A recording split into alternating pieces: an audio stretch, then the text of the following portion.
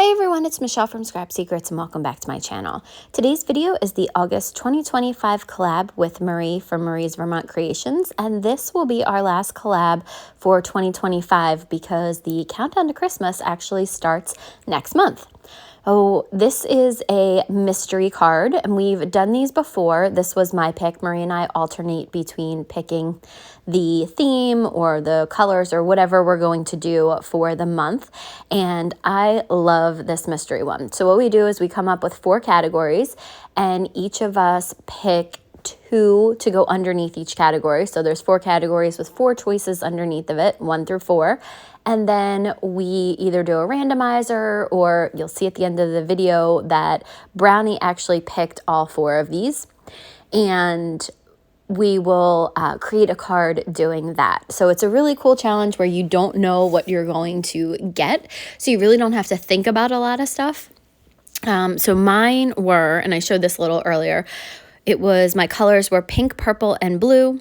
The theme was celebration. The style of a card was a mini slimline, and the technique is interactive. I'm going to be using the Lovely Layers dies from Honeybee Stamps, and these were from their January release, which was, in January, companies usually release something Valentine's-y, love related. So this one kind of was, but I'm going to call this their Vegas release because they had stuff with jackpot, so the slot machines, they had roulette wheels, they had playing cards, so there were stencils, embossing folders, there were what else did they, stamps, dies, obviously these fancy dies, or these the Lovely Layers dies, and I wanted to try to make this roulette wheel interactive. You'll have to let me know how I did. It is interactive, but not as interactive as I thought it would be. So I decided to take a brad, turn it upside down. This is one that I've had in my stash for a very long time. It's a snowflake, and the prongs on the back of the brad are a lot longer than the original one that I had. I'm going to make it go through all of the layers. Originally, I had it only go through the top couple layers, and the pink layer, it was going to sit in between the top layers and the pink one, but then I decided to make it go through all of them. So you'll see me putting that together. And then I did go ahead and glue it down to a button, and then I pushed the prongs down, and I was able to use that silver little piece on top of it that you spin. I used that to cover up the brad so you can't see it from the top. So while you're watching me assemble this, I thought I would talk to you a little bit about this series. Like I said, it is the last one that we're going to be doing for 2025 because the end of next month, we actually are going to be doing our countdown to Christmas. It starts, I believe, on the 29th. We will drop videos every Monday and Friday. And Marie and I have already picked out all the themes and everything, so this is the last one for this year, but we will start up again in 2026. So on the mini slimline, we'll go back to the card now. I decided that I wanted to use the 3D embossing folder, and I love the way that that turned out just in white. So I was going to do white on the white card and then just do the roulette wheel on top of it. But I decided, no, I wanted to do a technique that I did, I think it was last Christmas I did the technique, but I loved it.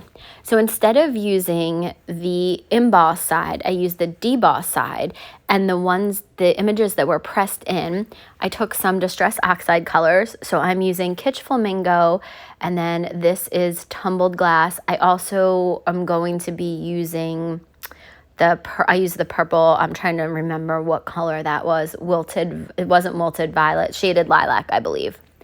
And then I took a ink pad, a regular ink pad, and then just ran it over top lightly. I didn't press too hard, and it just picks up the areas that are raised rather than the debossed images, and you get a really cool background. To me, it almost looked like pattern paper. I love doing this technique, and I think that it came out fantastic. You guys will have to let me know in the comments what you think. Have you ever tried this technique? I really, really like it. So I went ahead and did that, and then I'm going to put a piece of paper down on my work surface because the last time I did this, the ink was not dry and I got it all over my glass media mat. So I'm going to use that same paper that I used I had underneath the embossed image when I was running the ink over. I'm going to put glue on anywhere that it is debossed because I want to make sure that it is stuck down. Anywhere that it's raised up, you're not going to be able, it's not going to touch the paper. So I went ahead and held that down into place with one of my little bins, and then I glued on the wheel. And now you can see here, I actually had glued something on top of the spinner kind of to try to hold it down, or kind of as like a little handle or a little ball on the top that you could actually spin it. But I decided to take that off. I took the glue off of the little spinner, and then you're just going to be able to actually turn the little roulette wheel. I thought I really wanted it to turn and everything to turn at once. It kind of does. It's, like I said, not as interactive as I would have liked it to be. So then there's another die set in there that will create the cards, and I believe I used this in another video. So I cut out the two different playing cards. There's one that has you can see it on the right hand side, it has embossing on it, and then there's one that's just a regular playing card. So the playing card, that's supposed to be like the back of it, and I used a purple piece of cardstock, and then I cut out two of the colors that I had used previously in the roulette wheel to make the design on the back of the card. There are also some stamps. You could stamp a pattern on the back of it. You could emboss a pattern on it, or you could use a stencil and stencil a pattern on the back of it. So there's a lot of different things you can do. You could even draw one on.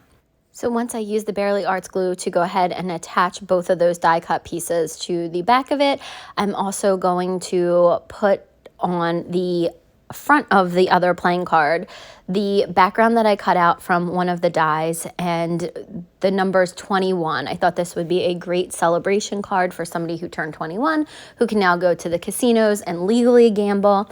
I think the 21 fit nicely in that little cutout.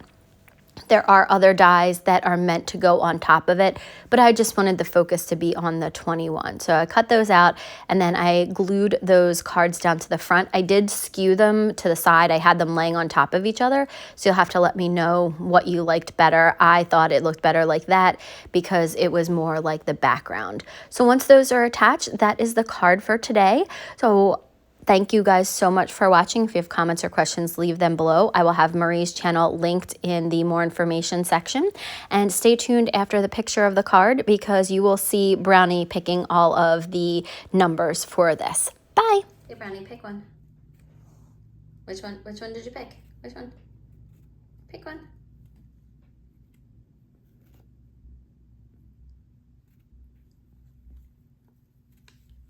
That one? Okay. That's the first one.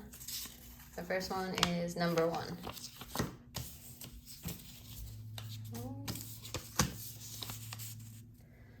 Pick another one.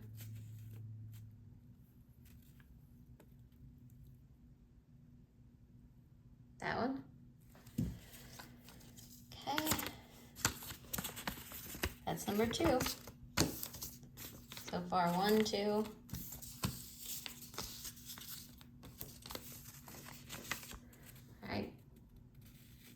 Pick which one you want. Which one you want? Go ahead, tell me.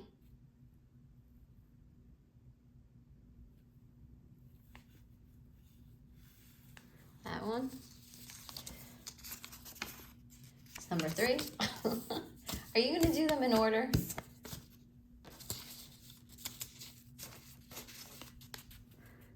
Pick your last one. Pick the last one. Go ahead. That one? 1. So 1, 2, 3, 1.